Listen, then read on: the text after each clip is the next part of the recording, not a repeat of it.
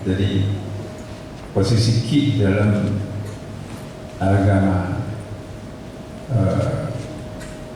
Tiongkok klasik itu mirip-mirip dengan kalau di dalam Islam itu ahadiyahnya.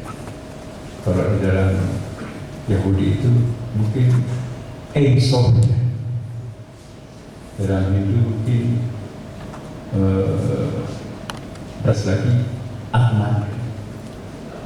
Kalau Kristen mungkin itu yang sering kita nggak temukan dalam bahasa Indonesia yang Surabaya. Level impersonal God-nya itu saya masih perlu berburu pada Romo padanannya itu ahadiyah, pramana, Ein-Sof, Ki, dan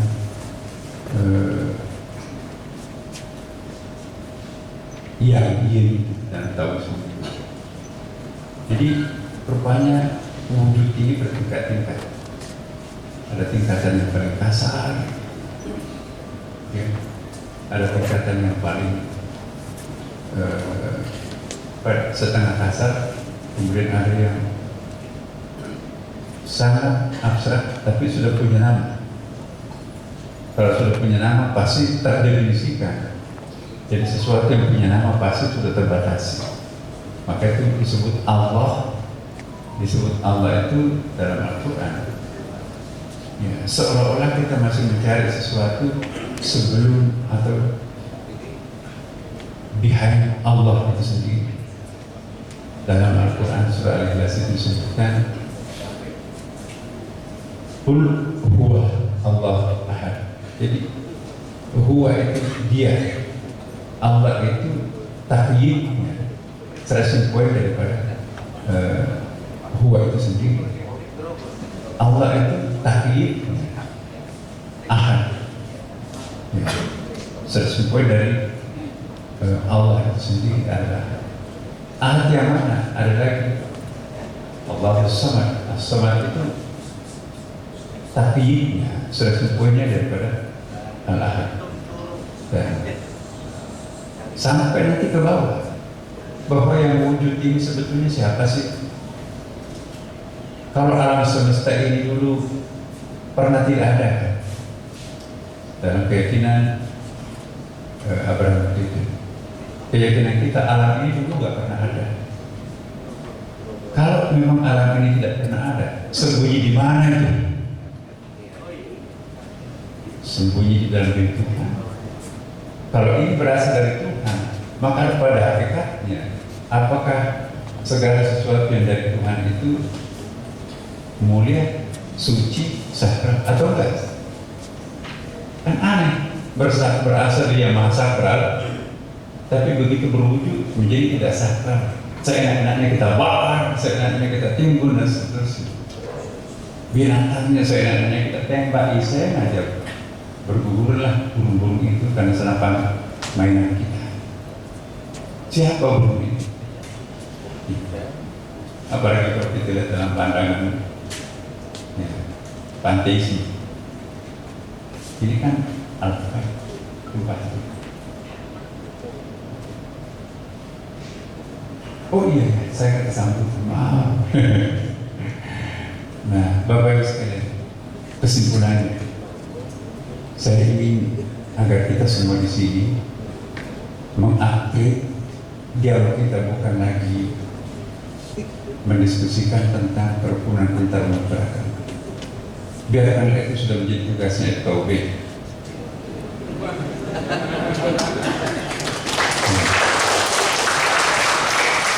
Dan FKUB Bapak tidak ada di dunia ini. The only one in the world hanya di Indonesia. Jadi kita bersyukur adanya FKUB. Saya menjanjikan kita akan menaikkan anggaran FKUB.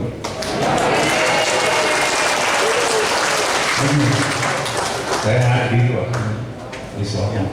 Pas saya ada waktu itu, ada konflik horizontal berterima kasih. Polisi mau turun, Pak, jangan turun. Pak, ini sudah ada pidananya.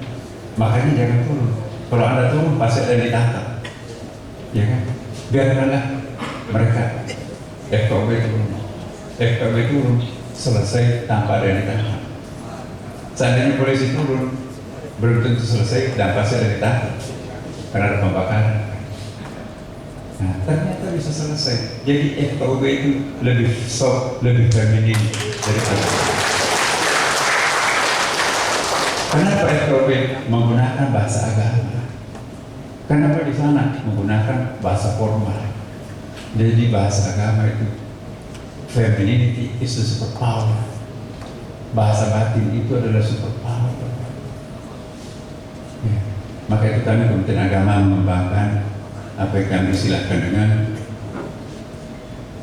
ekoteologi, dan juga di situ juga kurikulum cinta. Apa itu kurikulum cinta? Sudah disisir Bapak. Kurikulum semua agama kami kumpulkan dalam tim. Ya. Ini aneh, mengajarkan agama, tapi malah mengajarkan perbedaan bahkan kebencian. Ya. Apa jadinya anak kita masih kecil-kecil begitu didoktrin dengan sebuah perbedaan, apalagi kebencian? Bahaya untuk republik yang plural seperti ini. Ya. Jangan-jangan tidak mengajarkan agama, tapi mengajarkan kebencian. Apabila kebencian digunakan untuk mengajarkan agama, hilang agamanya. Ya. Jadi inilah, jangan pernah mengajarkan kebencian, perbedaan, tapi yang counter. Saya ingin mengatakan bahwa kita itu lebih gampang menemukan titik temu antara satu agama dengan agama yang lain daripada menemukan perbedaannya. Yang setuju kan berbeda? Yang berbeda itu kan variannya, operasinya, tapi the substance of every religion itu the same. Religion for humanity. Nah, tantangan kita sebagai umat beragama, bagaimana kita semuanya di sini menciptakan sanata dharma, mungkin bahasanya sanata dharma itu uncreated wisdom. Apa bahasa Indonesia tepat? Berbeda itu. Uncreated wisdom. Kearifan yang tidak dibuat-buat. Kalau masih kreatif, masih dibuat-buat, ada kepalsuan di antara kita. Ini habit kita, kan agama itu kan ada mitosnya, ada logosnya, ada etosnya, nyambung. Dan mitos lahir, artikulasinya dalam bentuk logos, dari logos itu turunannya nanti dalam bentuk etos. Etos nanti membentuk habit. Habitnya itu bukan saling menyayangi sesama umat manusia saja, tapi juga alam semesta. Jadi segitiga, Tuhan, manusia, alam semesta. Bagaimana ini supaya hukum ini tantangan kita ke depan. Assalamualaikum warahmatullahi wabarakatuh. Halo,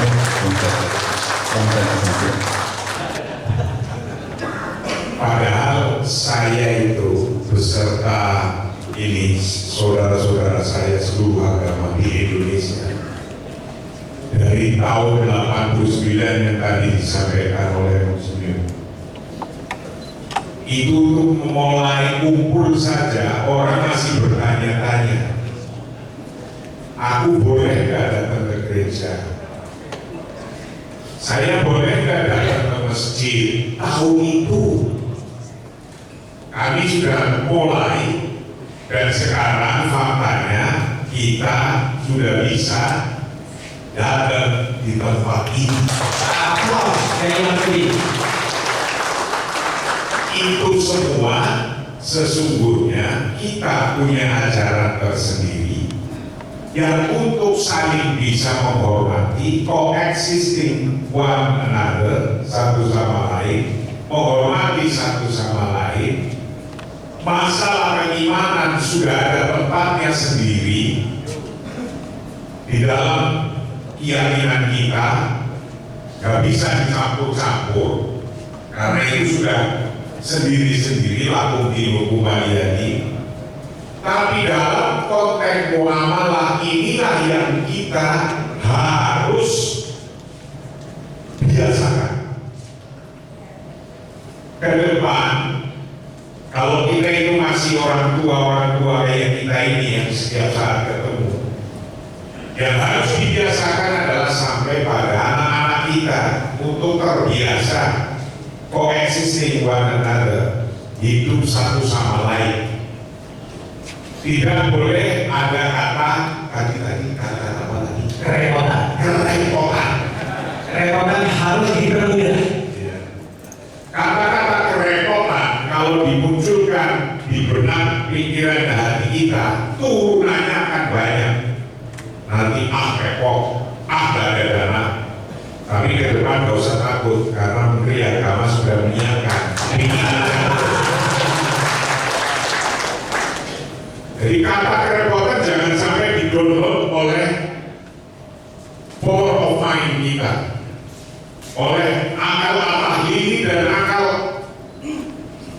yang rasional kita dan akal aktif kita. Jangan sampai mendownload kata itu, delete saja, delete. Ya. Kata repot itu jadikan dengan kata semangat, karena sesungguhnya ini semua untuk membangun bangsa. Membangun bangsa itu pertama kali ditaklif, mengkonstruksikan mau apa. Bangsa ini mau diajak ngapain selama 5 tahun ini? Ditaklif, dibuatlah gambarnya. Untuk agar rukun buat gambarnya. Dan alhamdulillah ini di katedral kita lagi membuat gambarnya ke depan, ditaklif, mengkonstruksikan wajah ini dan bagaimana kita menyatukan, disatukan bangsa ini. Kalau kita sudah bersatu, tidak ada gap antara Anda beragama apa dalam konteks hidup sosial, muamalah. Ajarannya sudah pada masuk sendiri-sendiri, maka tadi kalau kurikulumnya itu semua menuju ke situ, dijamin untuk menyatukan. Insya Allah anak-anak pun nanti ke depan sampai tua sudah ada masalah. Insya Allah kedua dijamin. Nah, kalau sudah bisa menyatukan satu ini, nomor 3 ini pasti bisa. Wa ta'awun. Dan kita saling bergotong royong. Wah, ini dasar ini. Gotong royong ini, ta'awun dalam kehidupan. Gotong royong dalam kehidupan, dalam mencari nafkah. Boleh saja kita mau kerja dan bagaimana kita berbuat baik dengan siapa saja boleh. Ditaklif wal jam, ditaklif wal jam'i wa ta'awuni ala asbabil ma'isyah, untuk bagaimana kita bisa hidup bersama di dunia ini. Nah, yang terakhir ini bagiannya Pak Menteri atau khususnya bagiannya pemerintah. Kita berbuat begini ini atas kebaikan kita umat antar umat beragama. Tapi yang terakhir ini waduk jihad. Ini bagiannya pemerintah, mengontrolnya. Jangan sampai yang sudah kita bisa hidup bersama kemudian tidak terkontrol, ada sisipan-sisipan yang masuk yang memecah belah. Dan itu harus semua waspada, baik TNI, Polri, masyarakat biasa harus waspada ini. Waduk jihad dan hendaknya mampu untuk mengontrolnya. Yang terakhir dari yang ini, yang lainnya kan belum.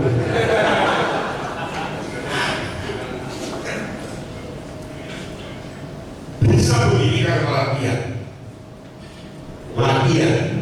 Saya membayangkan kalau dulu kita tidak mulai, sekarang tidak ada.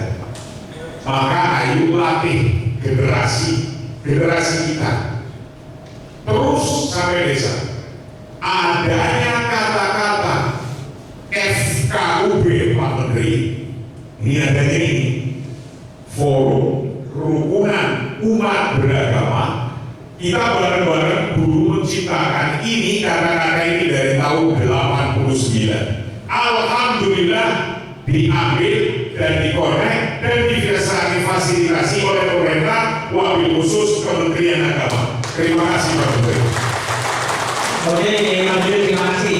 Sehingga tidak perlu ada kekhawatiran karena kerumunan itu memang sudah terjadi. Pendeta Cek, ini problem kerumunan kadang diganggu dengan berbagai informasi liar di berbagai media sosial. Sehingga sesuatu yang sudah hukum, sudah damai, terprovokasi.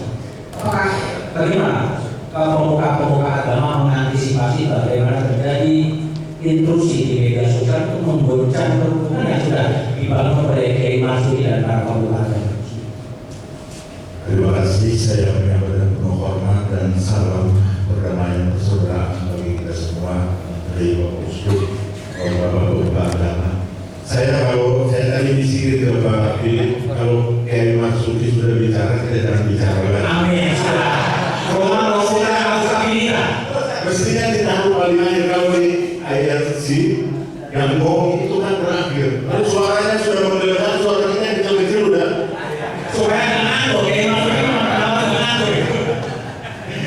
Ya, terima kasih untuk pertanyaan dan pertemuan pada saat ini. Saya kira intuisinya bukan sosial media saja. Kita sedang berjumpa pada saat bulan puasa dan juga Katolik menjalankan puasa 40 hari. Kami di Protestan tidak wajib berpuasa, tetapi dianjurkan, itu sesuatu yang baik, tradisi yang baik. Dan saya mungkin mengambil titik itu karena saya melihat ya sekalipun berbeda kita bertemu pada satu titik yang sungguh luar biasa di tengah situasi kayak seperti ini.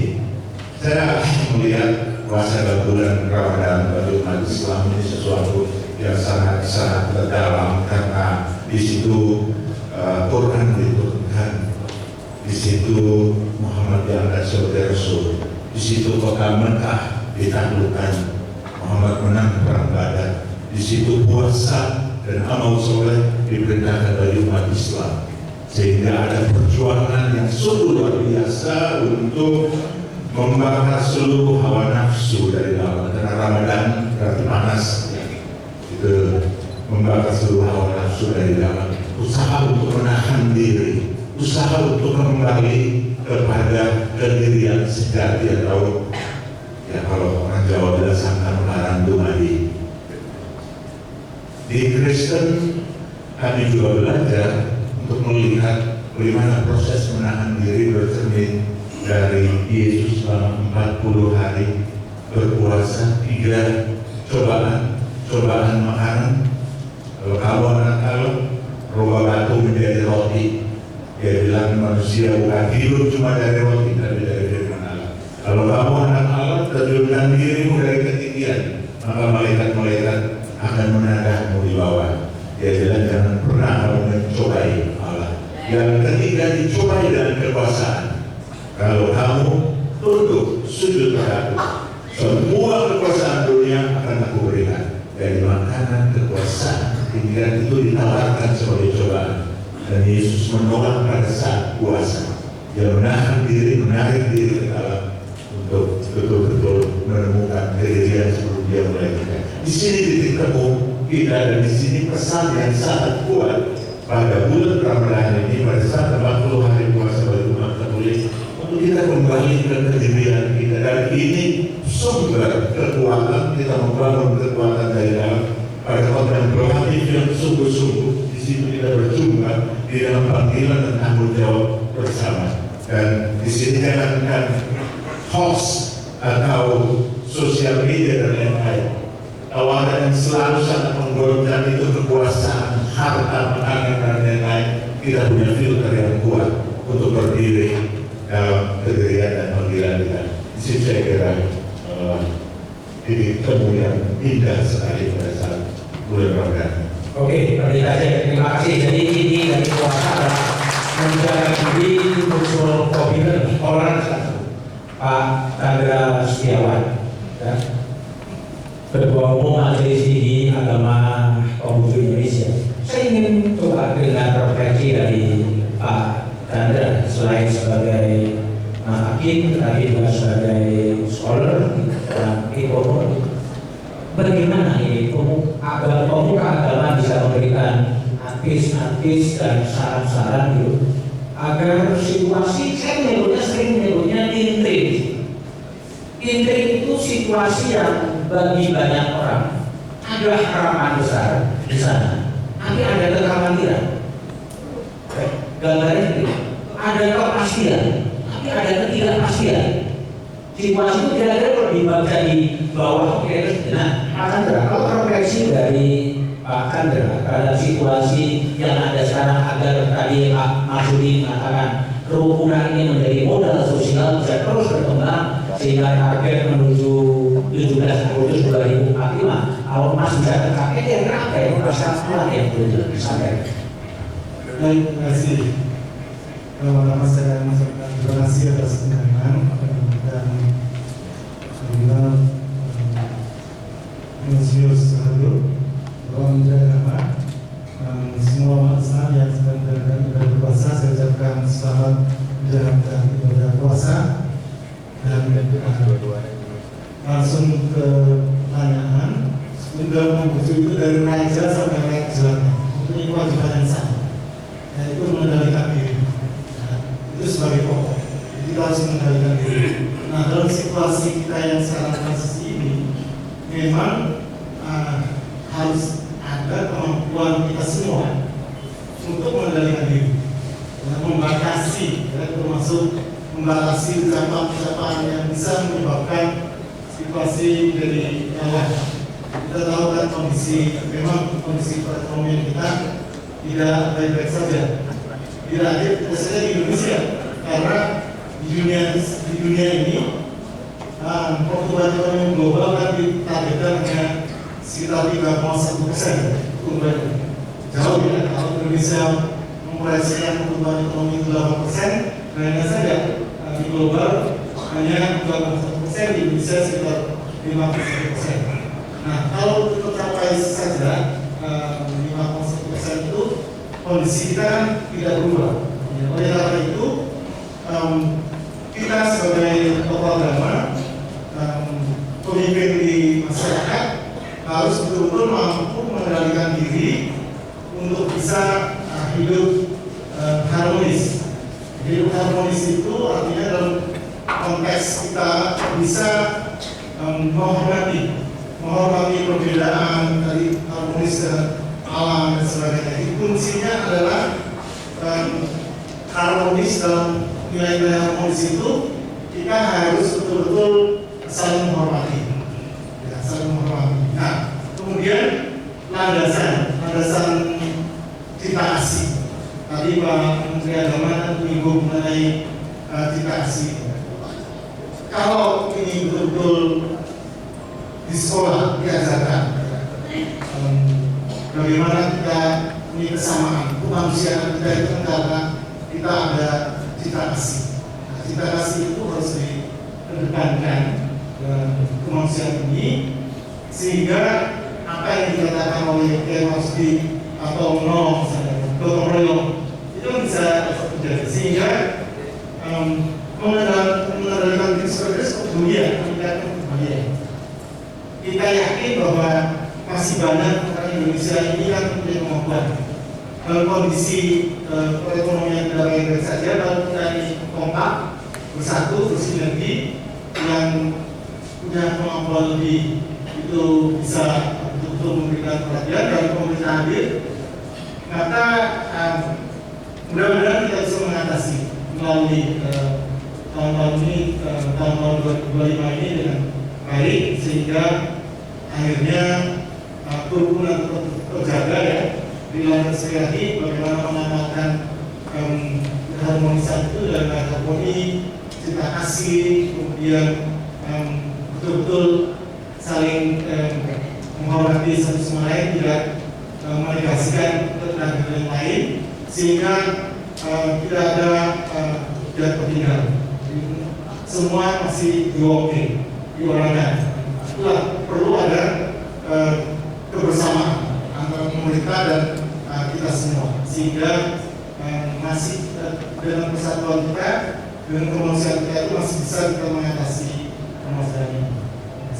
Oke, Pak Chandra, sehingga pengendalian diri di masa transisi ini menjadi penting, karena bagaimana pemuka agama juga mempersiapkan umat agar tidak terkejut-kejut dengan berbagai kejadian. Pak Philip, sebagai Ketua Permabudi, saya ingin dengar juga refleksi dari Pak Philip soal situasi sosial masyarakat yang ada sekarang. Ini momennya sangat indah ya, di bulan Ramadan menuju hari kemenangan nanti di Idul Fitri. Pak Philip.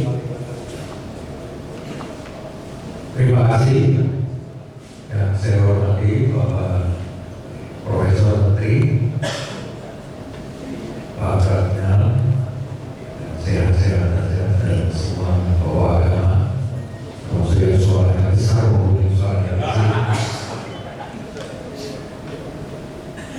Jadi saya setuju sekali kondisi hari ini tentu saja menceritakan dari umpama tadi saya diskusi dengan FAUB tadi.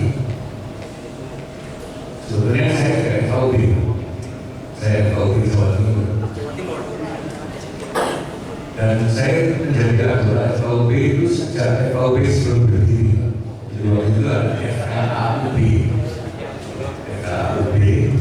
A-nya, belakangan di FKAUB, kemudian waktu itu didirikan PAUB, versi pertama oleh Pak Tata.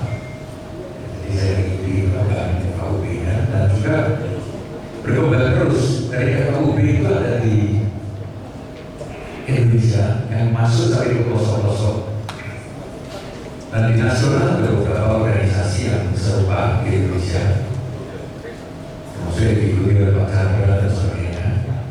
Kemudian di level yang lebih tinggi sampai ke PBB pun ada, namanya Religion Office. Kemudian ada level Asia, namanya Asian Conference of Religion Office, dan kita sudah ada rapat di Singapura mewakili Indonesia. Tapi yang bisa masuk seperti Indonesia, masuk sampai pelosok-pelosok seluruh tanah air, itu baru FAUB. Saya nggak temukan di negara manapun ada. Tentu saja kerukunan yang tercipta hari ini, mari kita ya sudah kita lihat, dan sebuah negara yang banyak penduduk yang sukunya beda-beda dan agamanya beda-beda, dan bisa hidup rukun paling tidak yang mungkin ada kejadian-kejadian tapi itu secara kecil-kecil dan bisa dikerjakan secara kecil juga. Itu tidak lepas daripada bagaimana sehari-hari kita membangun platform untuk saling berkomunikasi. Kemarin juga minggu lalu juga kita bahas mengenai umpama di bulan puasa ini, kita bahas mengenai apakah agama Buddha juga ada puasa. Kita juga ada puasa. Puasa kita umpama puasanya para Bante itu setelah jam 12 kita makan sampai besoknya. Puasanya orang itu tidak makan daging, itu vegetarian, itu juga puasanya seumur hidup. Para Bante juga seumur hidup, belum lagi yang vegan. Yang vegan itu bahkan makan telur, susu, bawang, babak, dan sebagainya. Itu makanan. Jadi banyak kesamaan di antara sesama. Yang bisa kita gunakan pada platform komunikasi ini adalah kalau ada apa-apa bisa kita angkat ke atas meja, kita duduk bersama, bahas bersama. Kalau tidak ada platform ini kan masa saya duduk bapak sendiri dan besok berusaha satu lagi dan seterusnya. Justru kesempatan duduk bersama, kita tukar pikiran bersama dan menciptakan kerukunan bersama. Dan platform itu kemudian merambah ke banyak sisi yang lain. Umpama kemarin saya baru rapat namanya Interfaith Rainforest Initiative. Jadi bagaimana kita ditunjuk melindungi hutan, ada hujan tropis yang cuma 3 di dunia, yaitu di Amazon, di Sahara, dan di Indonesia.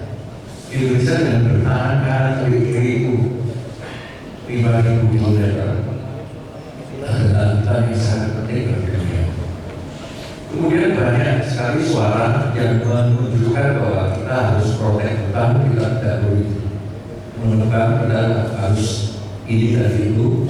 Tapi pada rapat itu saya mengajukan sesuatu yang jalan tengah.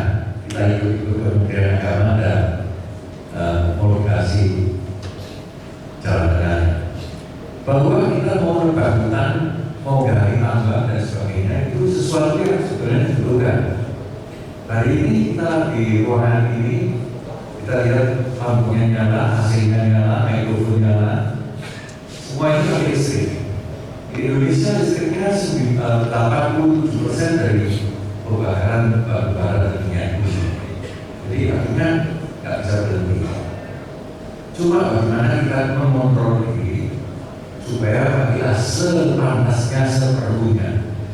Di situ saya menyampaikan bahwa di situ pemerintah yang harus mengambil peran.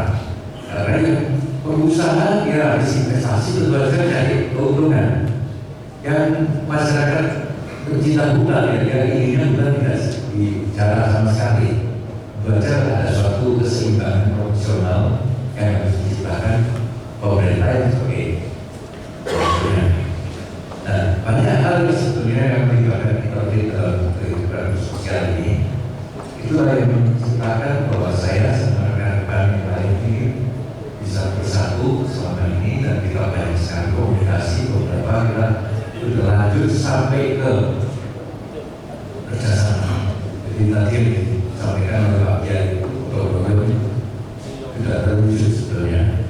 Besok saya akan ke Papua, saya akan mendirikan, akan melatih cabang saya di Papua Barat Daya dan Papua Selatan, Papua Tengah.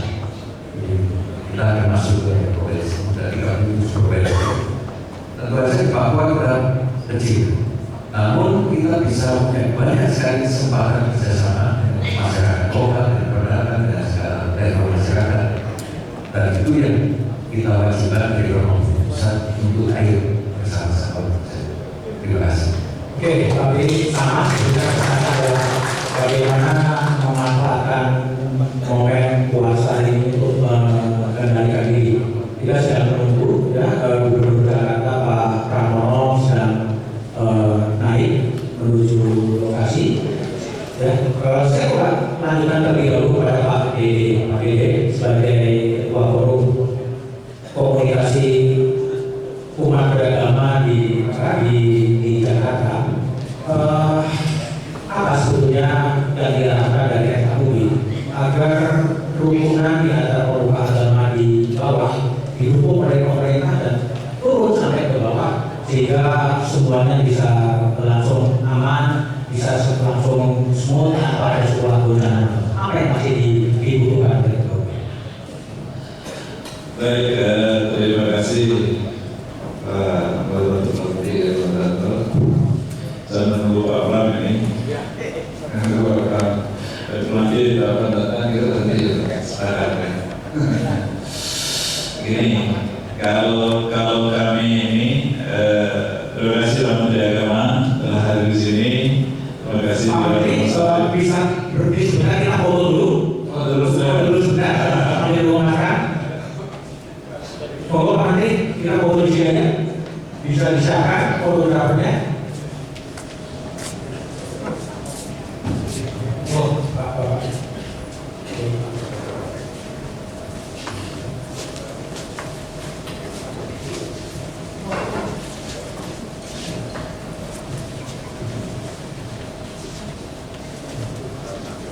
Sudah, saya sekalian tunggu Mas Pramono, Gubernur Jakarta yang sudah masuk. Jadi langsung bisa foto bersama dulu di sini, Mas Pram. Agak geser ke kanan. Mas Pram, Pak Gubernur.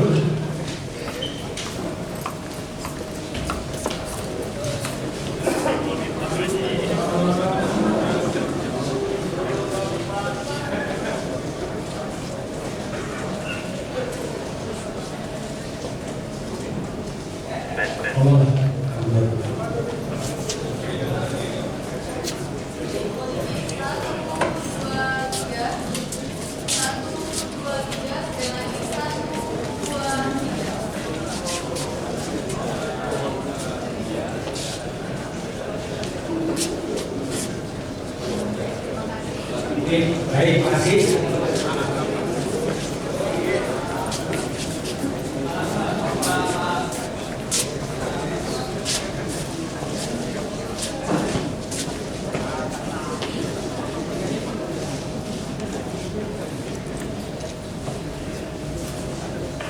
Mas Pram di tengah saja, minimal menemani saya.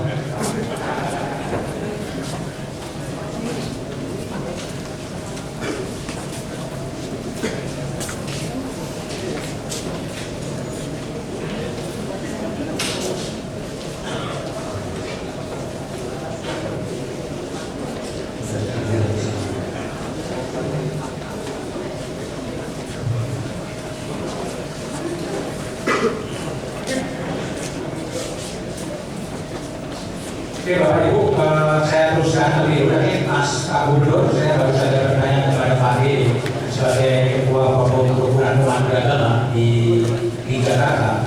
Intinya adalah bagaimana kerukunan di level elit di atas itu bisa betul-betul tercermin di bawah. Karena di bawah itu dengan media sosial yang begitu luar biasa dan mudah tergoncang. Tadi Pak Hedi sambil nunggu Pak Gubernur dan sekarang Pak Gubernur datang itu, nah monggo disampaikan Pak Hedi.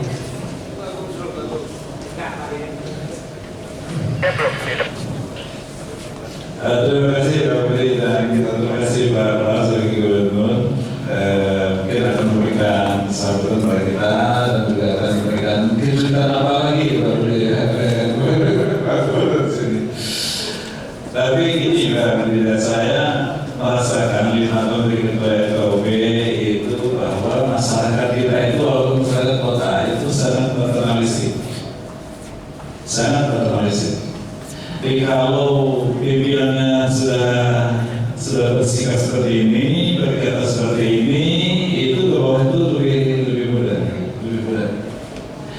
Dan kemudian kita menggunakan budaya ini, behavior ini, untuk membangun dialog. Dengan dialog-dialog itu, saya dengan Romo Suharyo sampai kemudian saya kira 3 gereja Katolik yang tertunda 30 tahun keluar IMB-nya. Itu dengan dialog itu. Tapi dialognya itu dialog yang selalu hati.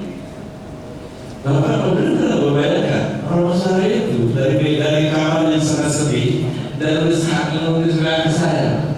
Selamat pada ibadah puasa. Belum bayangkan seorang kardinal, seorang uskup, mengucapkan selamat ibadah puasa kepada saya dan sebagai rakyat jelata. Luar biasa.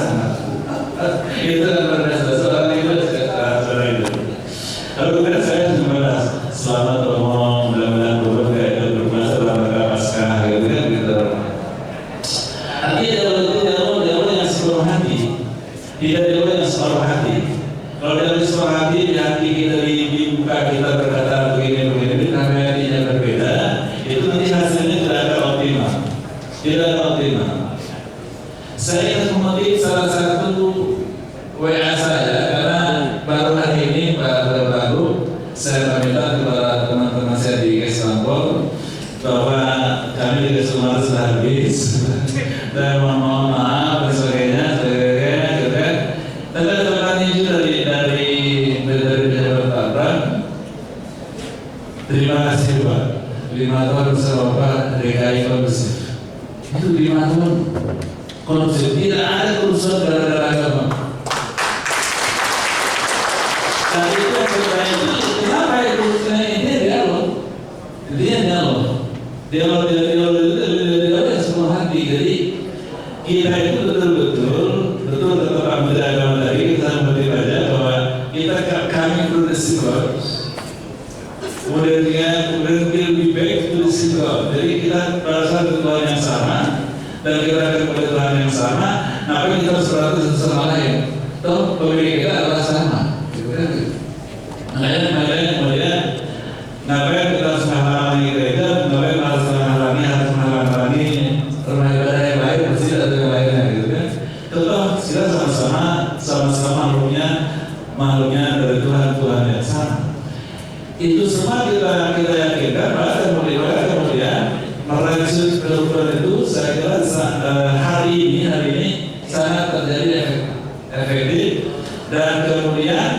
tidak terjadi kericuhan apapun ya, sama atas nama negara agama itu saya kira menurut saya yang paling utama. Dan dengan harapan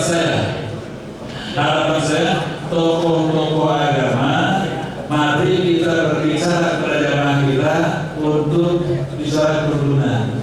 Saya minta kepada teman-teman Pak Wirta Amin yang memang tiap hari tiap minggu mampu, dia 24 minggu biar punya palu yang 24 minggu sahur. Pak Amin sisakan 4 minggu itu untuk bicara kerukunan. Demikian para pendeta, demikian para romo, yang kita punya mimbar, yang mimbar hanya kita, punya mimbar mingguan, mimbar itu hanya kita, bukan paksana, bukan kabupaten dan wali kota, tapi adalah romo, pendeta, dan kiai. Tolong 4 minggu, 4 kali saja kita pakai serta kerukunan.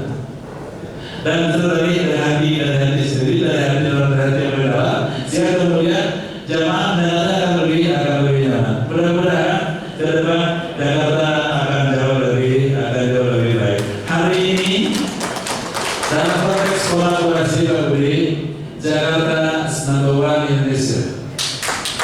Kolaborasi terima kasih. Assalamualaikum. Waalaikumsalam Pak Gede. Mas Pram ini punya waktu di sini hanya sekitar 20 menit, 25 menit. Tapi saya akan minta Mas Pram untuk bikin bomnya nanti aja. Saya ke Pak Wayan dulu dari PHB Pak Wayan. Hal yang sama sudah saya juga minta refleksi dari Pak Wayan. Bagaimana harapan orang berharap agar sesuatu itu lebih baik. Karena butuh kerukunan. Nah, kalau dari Pak Wayan soal situasi di Indonesia. Baik, pertama-tama saya akan Om Swastiastu. Assalamualaikum warahmatullahi wabarakatuh. Salam sejahtera bagi kita semua. Shalom, namo buddhaya, salam kebaikan.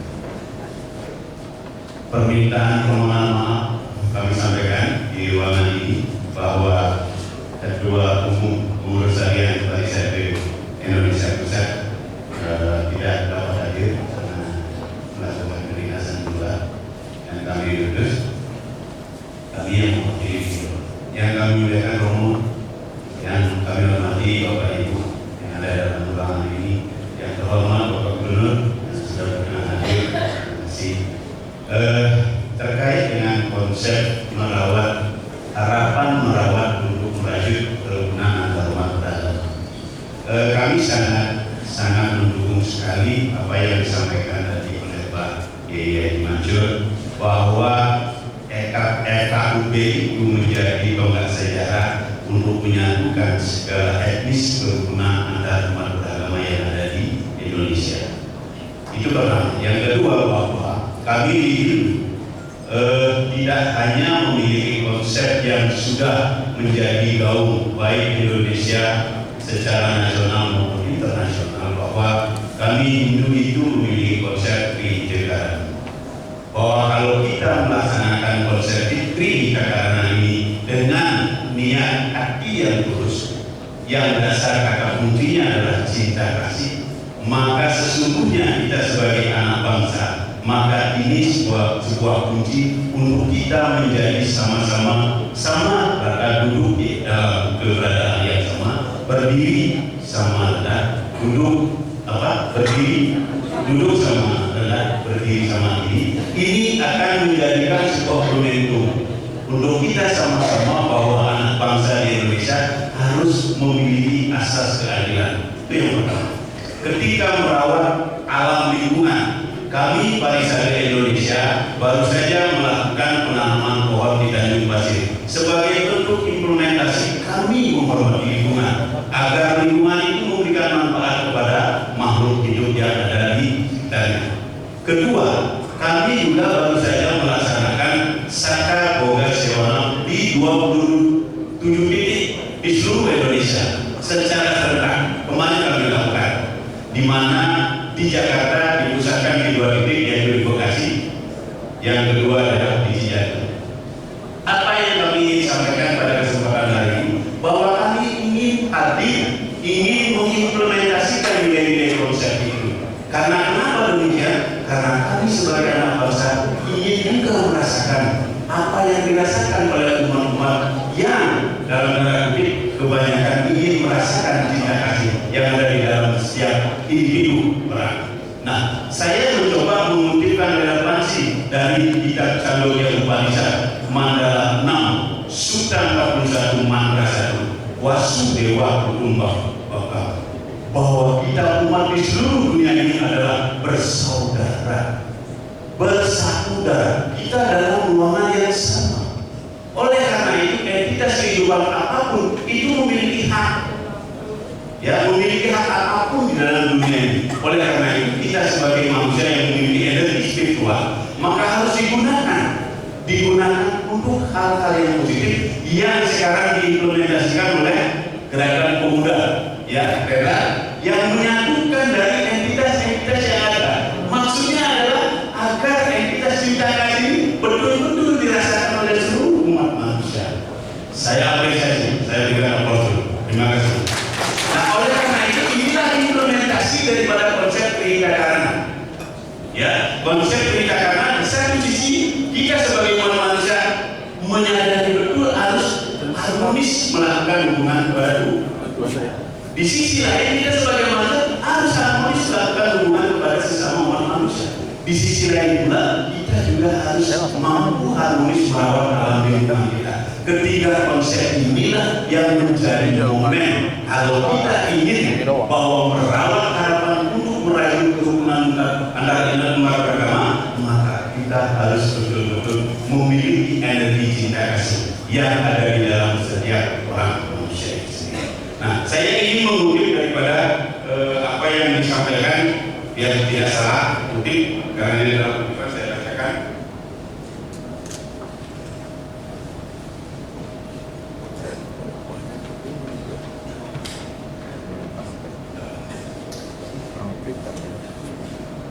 Saya ingin mengutip dari seorang pemikir Hindu yang bernama Vivekananda yang disampaikan pada tanggal 11 September tahun 1893 bahwa cinta kasih itu adalah energi daya penggerak.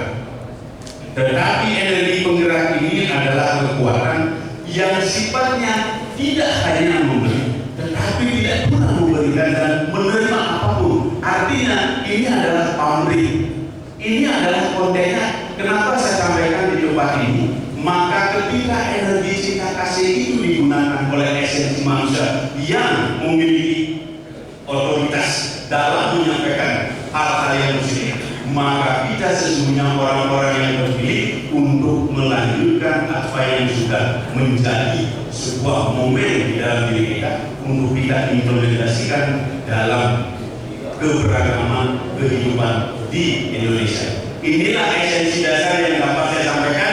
Mudah-mudahan bermanfaat. Maka cinta kasih untuk merawat harapan untuk menuju kerukunan umat beragama, maka kuncinya adalah cinta kasih. Demikian barangkali. Terima kasih. Terima kasih, cinta kasih. Kita beralih ke Pak Gubernur untuk menjadi closing-nya dan ke Pak Naen terlebih dahulu. Pak Naen dari Majelis Luhur Kepercayaan Indonesia untuk kembali sana memberikan refleksi, ya. Agar tadi Prof. Hasan mengatakan berbicara dalam bahasa agama agar lebih tadi disebutkan lebih di empati komunikasi agar bangsa ini berjalan smooth menuju cita-cita kemerdekaan. Apa yang refleksi dari Pak Naen Saudara?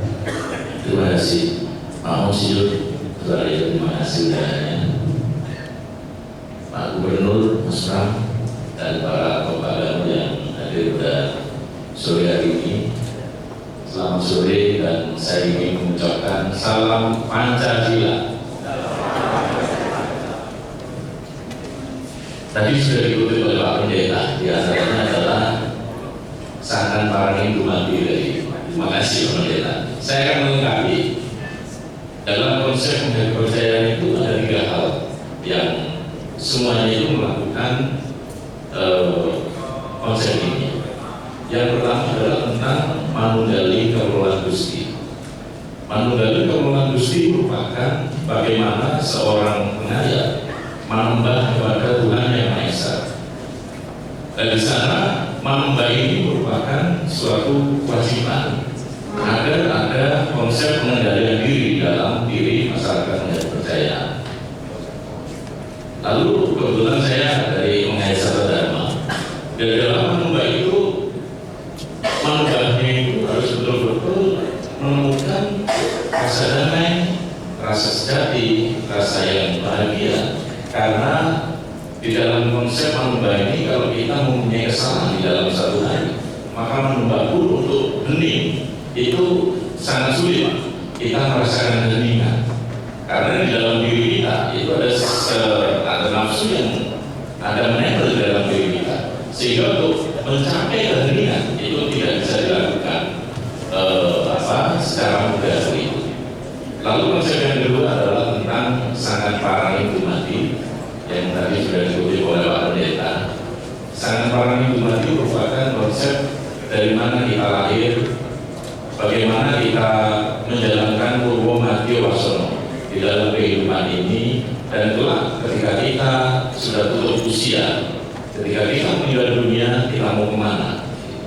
Jadi konsep sangat parang itu mati seperti itu. Lalu yang ketiga adalah tentang konsep memayu bayu bawono.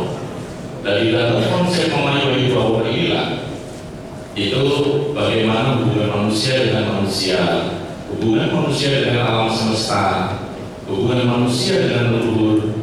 Nah, ini selalu ada menciptakan harmonisasi dalam kehidupan. Karena di dalam hubungan manusia dengan manusia, di dalam ajaran mengenai kepercayaan itu ada sesanti. Ingin diwai maka sopo wae, waktu mengenai kepercayaan kudu sumunar bilu basoro. Artinya di dalam kehidupan ini, kepada siapa saja di mana pun berada, kita harus bersinar laksana surya. Sebab di dalam diri kita, di dalam diri manusia, menurut konsep Sabda Dharma, kita itu mempunyai nur ilahi. Kita ini ada percikan cahaya Tuhan yang ada di dalam diri kita. Maka ketika kita tidak harmonisasi kepada siapapun, maka nur ilahi itu akan tidak berfungsi pada diri kita. Sehingga konsep inilah harmonisasi kepada siapapun ini adalah merupakan kewajiban masyarakat punya kepercayaan. Dan tentunya kalau tadi disinggung masalah KUB, ini mumpung ada ketua clear nih, pengen kepercayaan itu tidak pernah masuk dalam KUB. Meskipun tahun 70 sampai tahun 75 kami itu masuk ke dalam Departemen Agama. Ya loh, tahun 70 sampai tahun 75 itu ada kita itu masuk kepada Departemen Agama. Bahkan pada saat Salusuro kami diberikan hari libur nasional. Setelah tahun 76 ke atas, ya pengen kepercayaan itu tidak pernah ada libur nasional, gitu kan. Sekarang itu departemennya berganti-ganti kan. Kalau dulu tahun 70, 75 masuk Kementerian Agama, sekarang ini kita itu masuk ke Kementerian Kebudayaan.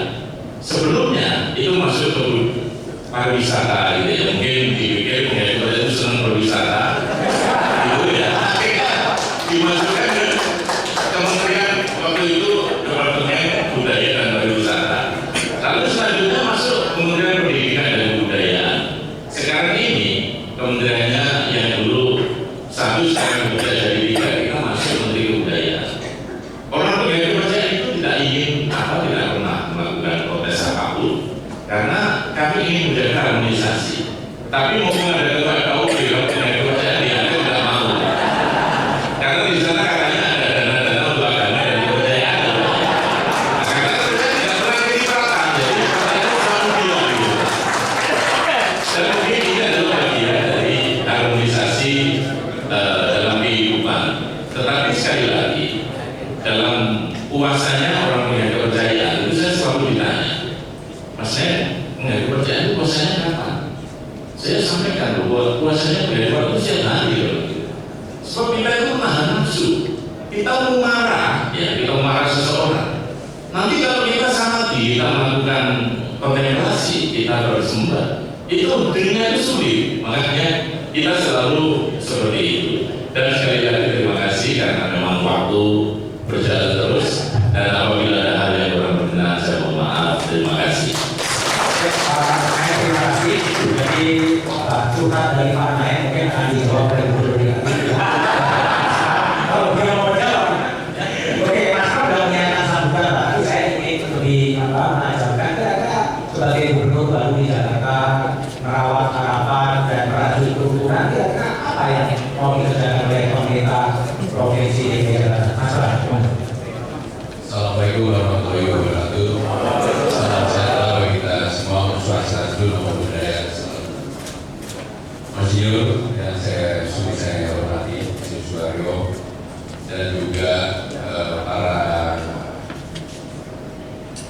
para pemimpin agama dan kepercayaan.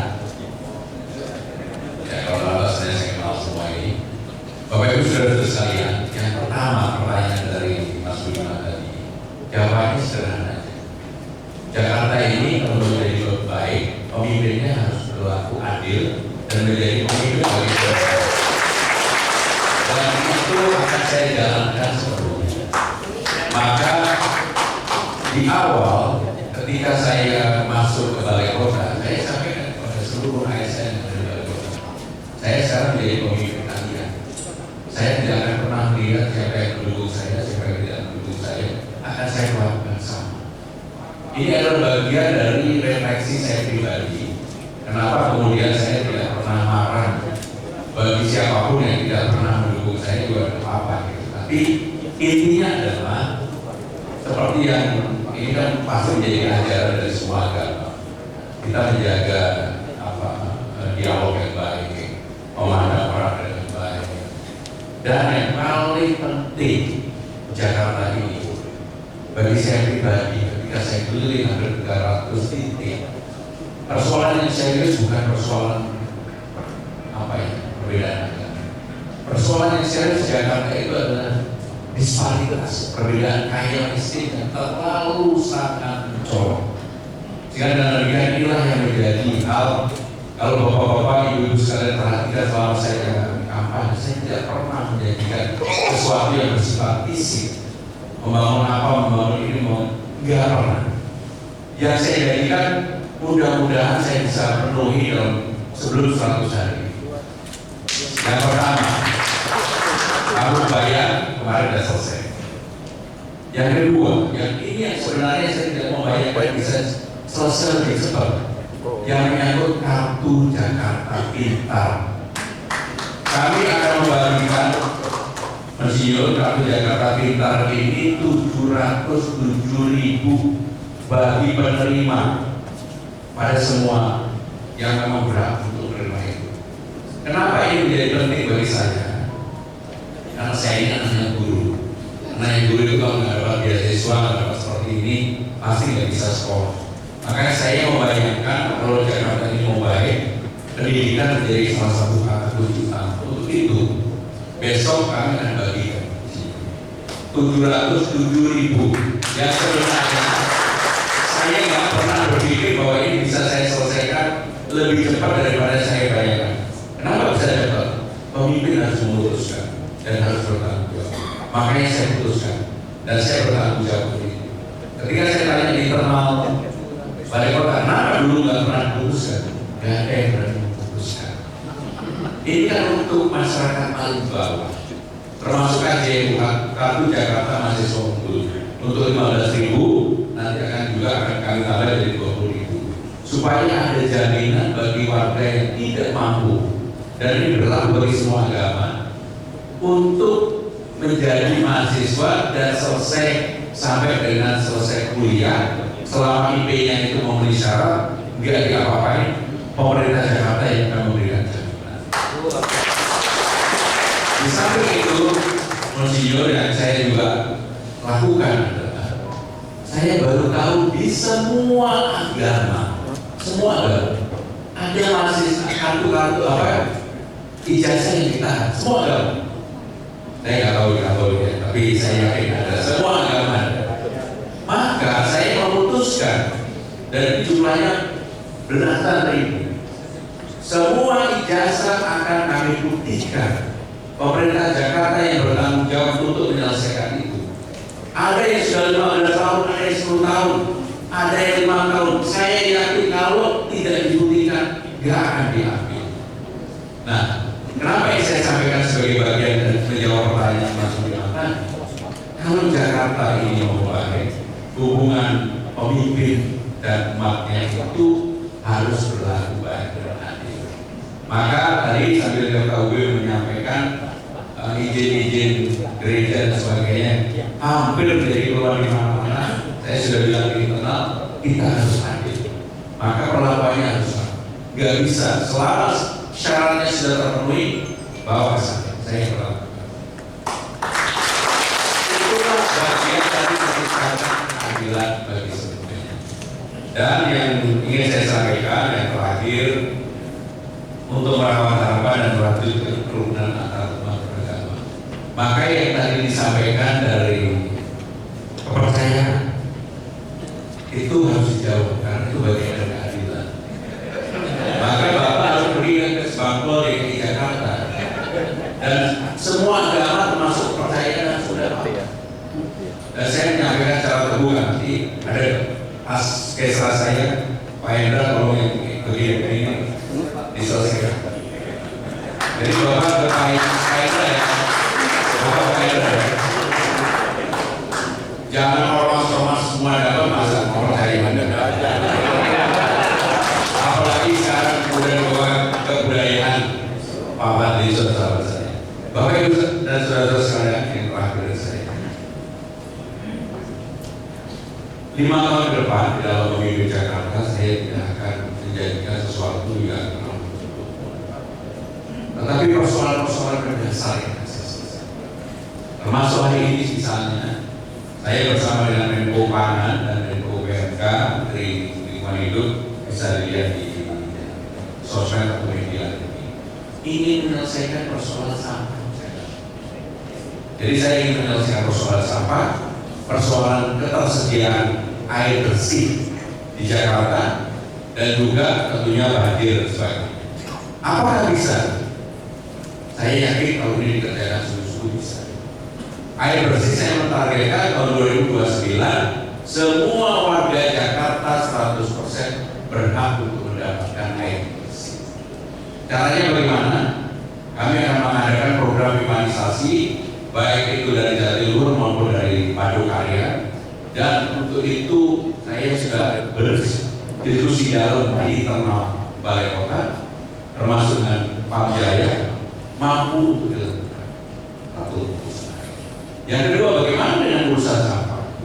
Sekarang ini lagi ribut urusan rorotan karena bau. Memang bau, dan saya besok akan ke sana.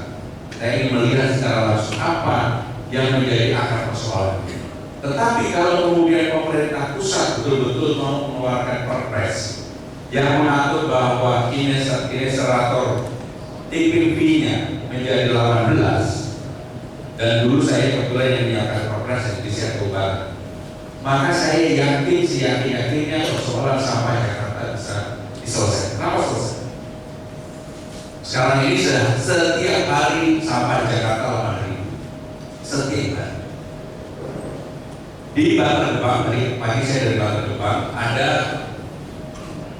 FDF itu yang memisahkan semuanya, air dan sebagainya, tinggal plastik dan sampah lainnya yang sudah dibeli oleh industri. Setiap hari bisa menampung sampah kurang lebih 1.000 sampai dengan 2.000. Satu tempat sudah selesai. Yang sekarang lagi ribut di rorotan itu bisa setiap hari 2.500. Katakanlah 2.000. Maka 2.000 tambah 1.000 sudah 3.000. Kalau masih ada 5.000, ada insinerator, saya yakin ini menjadi keberuntungan bagi warga Jakarta. Karena apa? Menyelesaikan membuat pembangkit listrik tenaga sampah itu akan menjadi mudah dan banyak sekali investor yang mau.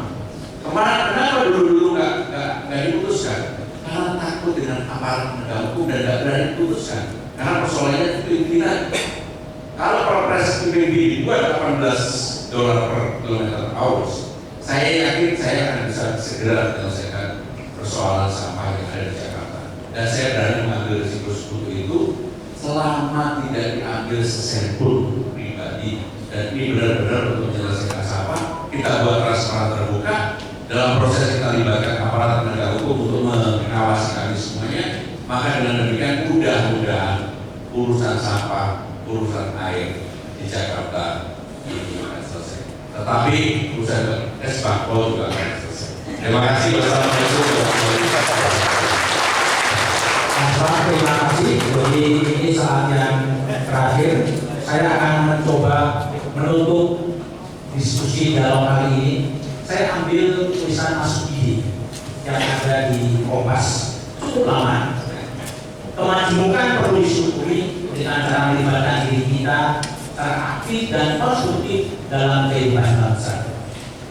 Ketika wajah Indonesia kontemporer dipertontonkan dengan kemewahan dan hilangnya kejujuran serta pemberhalakuan, mari kita belajar dari kisah negarawan Mahatma, Agus Salim, Sugeng, Kasino, dan Sutami. Di tengah perdebatan gelap dan terang, pesan dalam bumi menarik direnungkan. Jika segala sesuatu di sekitarmu gelap, lihatlah lagi, mungkin aku adalah cahaya, dan pemuka agama adalah cahaya menerangi umatnya. Kornel Simanjuntak merusak lagi kita. Kulihat terang, meski tak benderang, sehingga gelap lambat laun katanya. Datanglah cahaya di hati, bawa imanku kembali. Terima kasih kepada Bapak-Bapak yang untuk beragama. Selanjutnya saya kembalikan kepada penata acara dari Maksudi Bapak Mahasiswa. Ya, kita berikan yang meriah Bapak Ibu. Terima kasih Budiman Tejo yang sudah memandu dialog pada siang sampai sore hari ini, dan mohon berkenan untuk Pak Pram dan saudara panelis masih tetap berada di tempat, karena sebagai rasa terima kasih kami dari Uskupan Jakarta akan memberikan tanda kasih yang akan disampaikan oleh Monsinyur Ignatius Kardinal Sunaryo dan juga didampingi oleh Romo Antoni Suyadi.